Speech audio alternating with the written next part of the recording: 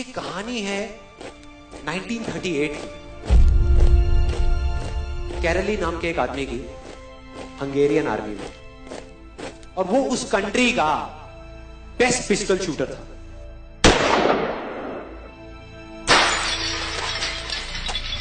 जितनी भी national championships हुई थी उस कंट्री में, उसको वो जीत चुका था।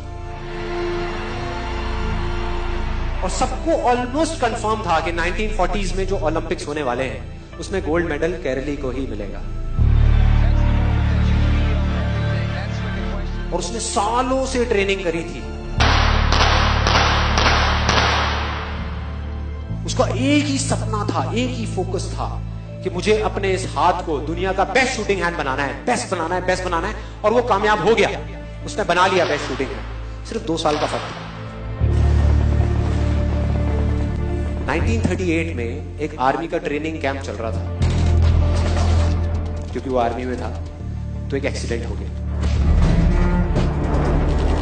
उसके उसी हाथ में जिससे उसने गोल्ड मेडल जीतना था, उसमें एक हैंड ग्रेनेड फट गया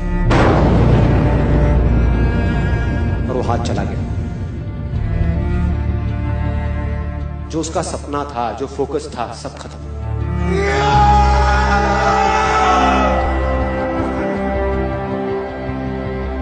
उसके पास 2 रास्ते थे। एक तो ये कि वो बाकी की पूरी जिंदगी रोता रहे और कहीं जा करके छुप जाए, या अपना जो गोल था जिसपे उसने फोकस किया हुआ था उसको पकड़ करके रखे। तो उसने फोकस किया उस पे नहीं जो चला गया था, जो उसके पास नहीं था। उसने फोकस किया उस पे जो उसके पास था।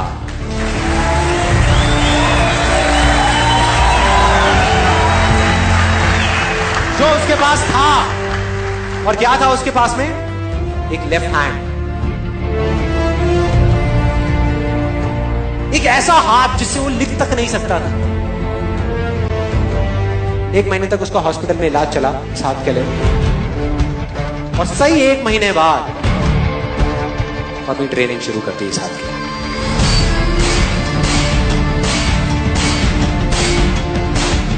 ट्रेनिंग के 1 साल बाद, मतलब कि 1939 में वो वापस आया।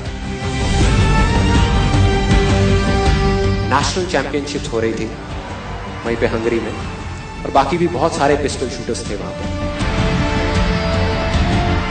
उन्होंने जा करके उसको कांग्रेचुलेट किया, कहा कि यार देखो, ये होता है जज्बा, ये होती है स्पोर्ट्समैन स्पिरिट, कि इतना सब कुछ होने के बाद भी तुम यहां पर आए हो हमको देखने के लिए और हमारा हौसला बढ़ाने के लिए। किसी को नहीं पता था कि वो 1 साल से अपनी ट्रेनिंग कर रहा था लेफ्ट हैंड की, और उसने जवाब दिया, मैं यहां पर तुम्हारा हौसला बढ़ाने नहीं आया, तुम्हारे साथ कॉम्पीट करने आया हूं, तुमसे लड़ने आया हूं, तैयार हो जाओ। और कंपटीशन हुआ। बाकी सब वहां पर जितने भी लोग थे वो कॉम्पीट कर रहे थे अपने बेस्ट हैंड से, ये कॉम्पीट कर रहा था अपने ओनली हैंड से, ओनली हैंड से। कौन जीता?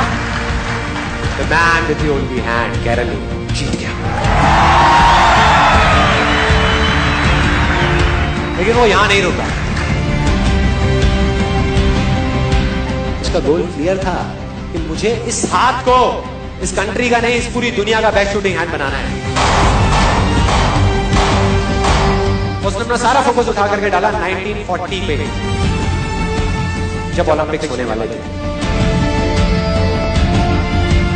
लेकिन 1940s के ओलंपिक्स कैंसिल हो गए वर्ल्ड वॉर की वजह से।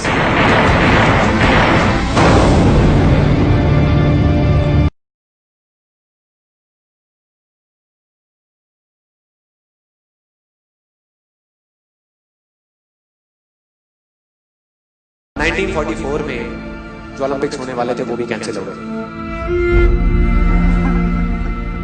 वर्ल्ड वॉर की वजह से, फिर से कैंसिल।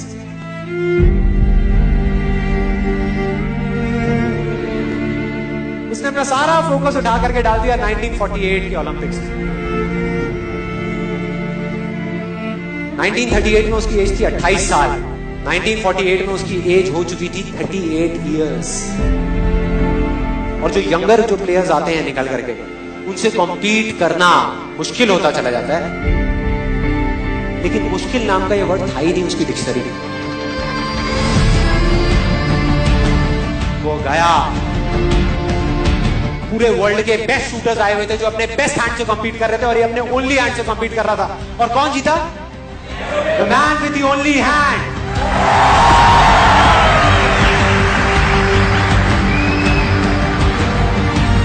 लेकिन वो तब भी नहीं रुका। 1952 ओलंपिक्स, दोबारा कॉम्पीट किया उसने, और इस बार गोल्ड मेडल कौन जीता?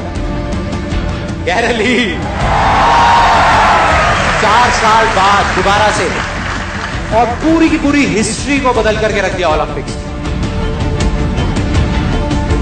इस पर्टिकुलर कंपटीशन में उससे पहले किसी भी एथलीट ने लगातार 2 गोल्ड मेडल्स नहीं जीते।